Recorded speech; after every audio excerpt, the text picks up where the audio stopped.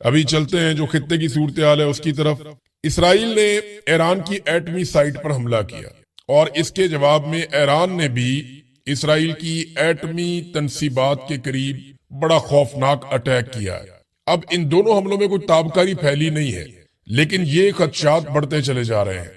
عالمی ادارہ جو ایٹامک معاملات کو دیکھتا ہے، AIEA، وہ خاصے پریشان ہے کہ اگر کہیں ریڈیشن ہو گئی یا کوئی اس طرح کے حالات پیدا ہو گئے تو دنیا بڑی عجیب و غریب سچویشن سے دوچار ہو جائے گی۔ وہ لوگ جن کا جنگ کے لیے کوئی قصور نہیں ہے وہ بھی اس کو بھگتیں گے۔ ایران نے جوہری تنصیبات کے اوپر جو ہے وہ ان کے قریب اٹیک کیا ہے، اور یہ جو ایک شہر ہے ایران کا دمونا، یہاں پہ ایران نے حملہ کیا، اور پہلے اس سے ایران کے شہر نتنز پہ جوہری تنصیبات پر اسرائیل اور امریکہ نے حملے کیے تھے۔ ایران نے اب جوابی کارروائی کی ہے اور یہ صہیونی جوہری تنصیبات پر اس نے حملہ کر دیا ہے۔ اب دو جگہوں پہ ایران نے اٹیک کیا، ان دونوں جگہوں کے درمیان زیادہ کوئی فاصلہ نہیں ہے، یعنی اگر آپ سٹریٹ لائن دیکھیں تو لگ بھگ 25-30 کلومیٹر کا فاصلہ ہے۔ یہ اس جگہ پہ ایران نے اٹیک کیا، اس میں سے ایک اراد شہر ہے اور ایک ڈمونا کا علاقہ ہے، اراد کا علاقہ اور ڈمونا کا علاقہ۔ یہاں پہ قریبی اسرائیل کی جو ہے وہ جوہری تنصیبات ہیں، اور اس کے بعد پورے خطے میں خاص طور پہ اسرائیل میں خوف کی لہر دوڑ گئی ہے۔ لیکن ان دونوں حملوں نے نقصان بہت زیادہ کر دیا، یعنی اسرائیل کو کبھی اتنا پریشان نہیں دیکھا گیا اور اتنا تذبذب اور اتنی بوکھلاہٹ اسرائیل کی نہیں دیکھی گئی جتنی ان دو حملوں میں دیکھی گئی ہے۔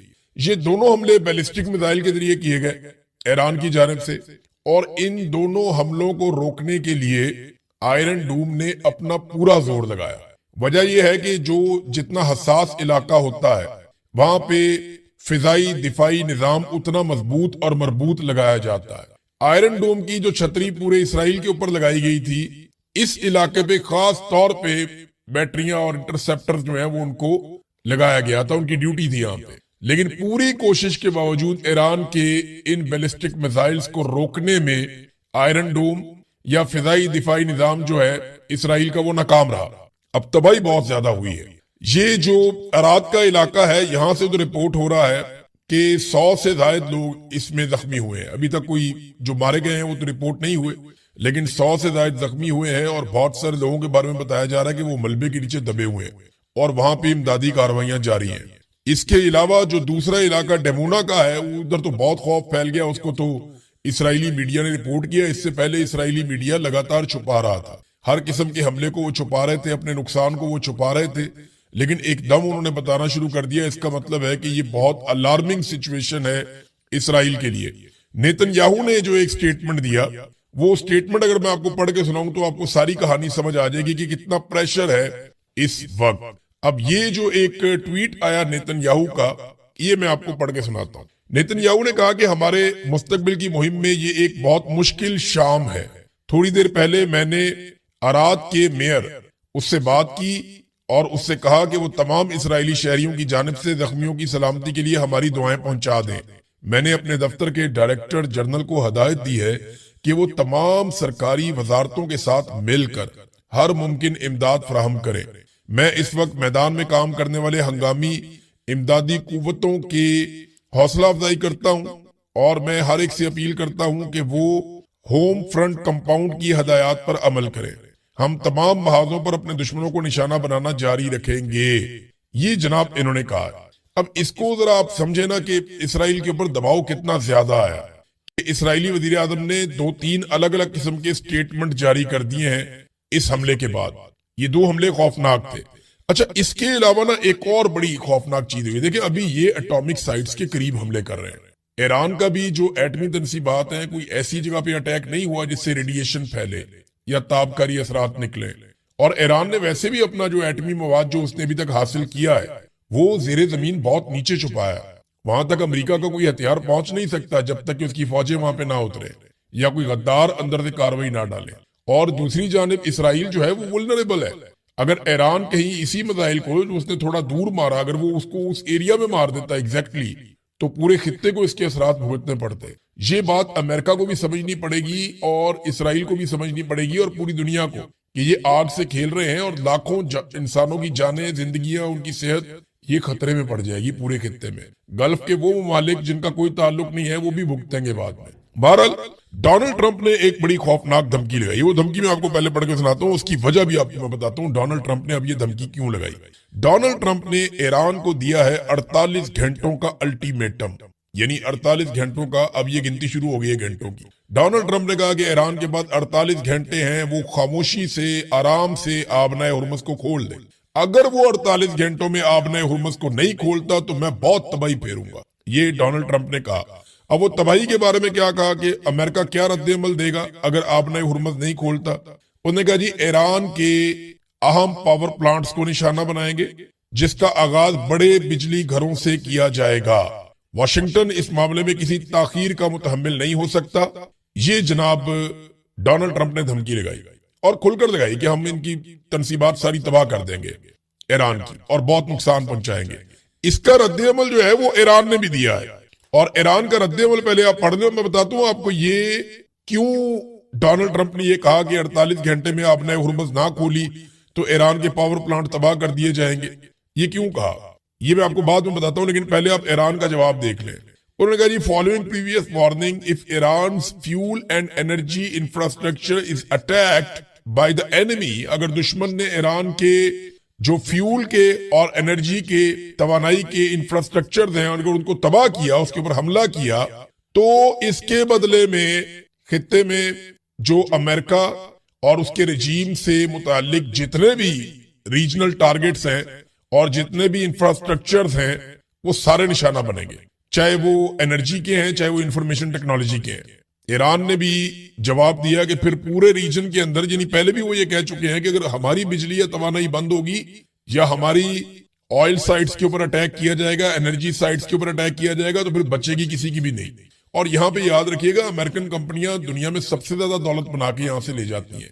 ये बड़ी बड़ी जो तनसीबात हैं, बड़ी बड़ी जो ऑफिस हैं, ये बड़ा बड़ा जो निजाम चल रहा है, इसमें अमेरिकन बेशुमार पैसा कमा रहे हैं, ऑयल कंपनीज में खास तौर पे। इस बिजनेस में अमेरिकन बिलियनियर्स, इसके अंदर उनकी बड़ी बड़ी कंपनियां हैं और बहुत पैसा अमेरिका में जाता है। बहरहाल अब ये ईरान ने भी वापस वार्निंग दे दी है कि जनाब आप जो करेंगे वो फिर हम भी करेंगे। ये बात हमें ज़हन में रखनी पड़ेगी कि ईरान को जो ईरान के साथ किया गया, ईरान ने वापस वो किया, और जो ईरान ने वार्निंग दी, ईरान ने उसके ऊपर अमल दरामद किया।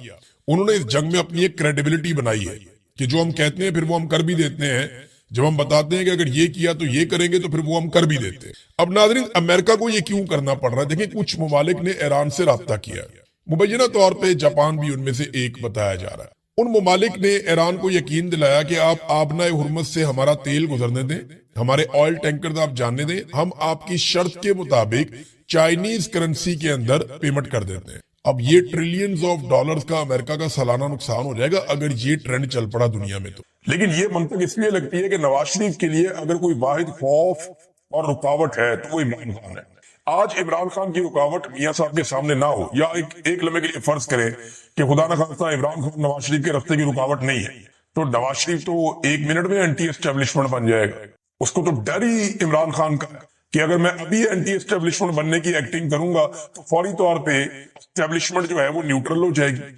वो कहेगी ठीक है अपनी लड़ाई खुद ही लड़ो, फिर इमरान खान से हम सारे मिलके भी नहीं लड़ सकते। तो ये वाली बात मंतकी लगती है कि नवाज शरीफ की ये वाली ख्वाहिश, यानी कुछ हद तक इमरान खान की बहन ये बता चुकी हैं कि उन्हें ये पैगाम पहले ही दिया जा चुका था कि जब तक आर्मी चीफ का नोटिफिकेशन जारी नहीं हो जाता तब तक इमरान खान साहब से मुलाकातें नहीं होंगी या उनकी मुलाकातें नहीं करवाई जाएंगी।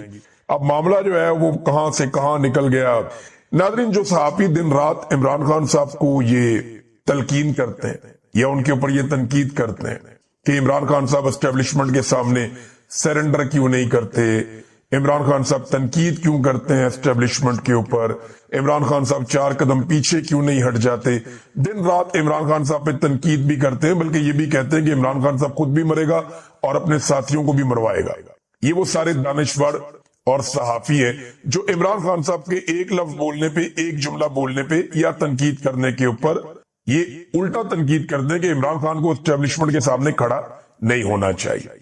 अब इंटरेस्टिंग बात यह है कि वही सहाफी नवाज शरीफ साहब के सिर्फ एक जुमले के ऊपर सदके वारी जा रहे हैं कि इमरान खान को लाने वाले जो है वो बड़े मुजरिम है, उनका भी एहतसाब किया जाए। ये नवाज शरीफ साहब ने कहा ना, तो इसके ऊपर वो जो सहाफी सारा दिन इमरान खान साहब को तलकीन करते हैं सरेंडर करने की, पीछे हट जाने की, مفاہمت کرنے کی، وہ سارے صحافی اب صدقے باری جا رہے ہیں نواز شریف صاحب کے اس بیان کے کہ نواز شریف نے اسٹیبلشمنٹ سے ڈو مور کا مطالبہ کر دیا۔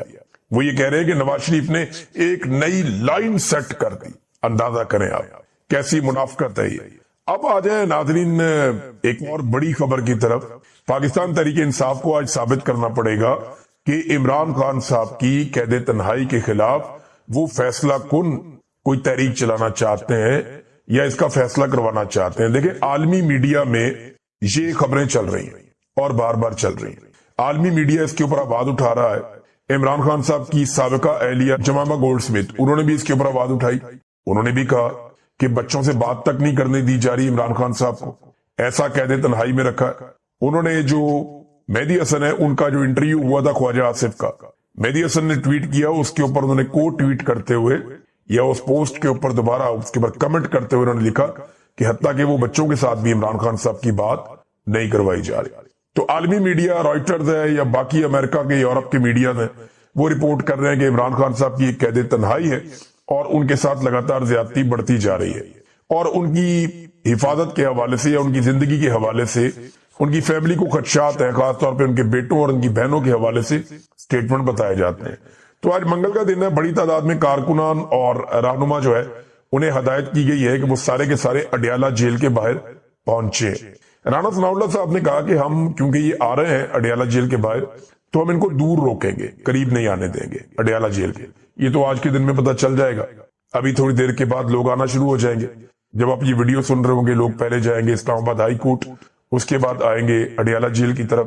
تو کہاں پہ ان کو روکا جائے گا، کس جگہ پہ ناکے لگائے جائیں گے، کتنی سختی کی جائے گی، یہ ساری چیزیں ہمیں اگلے چند گھنٹوں میں پتہ چل جائیں گی۔ لیکن پاکستان تحریک انصاف نے ایک اور بات کی ہے جو سہیل آفریدی نے بھی کی کہ نیم اینڈ شیم کریں گے، یعنی وہ تمام لوگ جنہوں نے عمران خان صاحب سے ٹکٹ لے کے الیکشن لڑا، ان کے نام کے اوپر ووٹ لیا، ایم این اے بنے، ایم پی اے بنے، سینیٹرز بنے، چاہے وہ پنجاب میں یا کے پی میں، یا وہ لوگ جنہوں نے ٹکٹ لیا اور وہ ویسے تو الیکشن جیت گئے لیکن ان کے خلاف فارم 47 جاری ہو گیا، ان کو ہرا دیا گیا، وہ لوگ بھی، یا وہ ٹکٹ ہولڈر جو الیکشن ہار گئے وہ لوگ بھی، یا وہ پارٹی کے عہدے داران جن کے پاس پارٹی کے اندر عہدے ہیں اور وہ یہ سمجھتے ہیں کہ وہ آئندہ الیکشن لڑیں گے، امیدوار ہے، وہ لوگ بھی، وکلا تنظیمیں بھی۔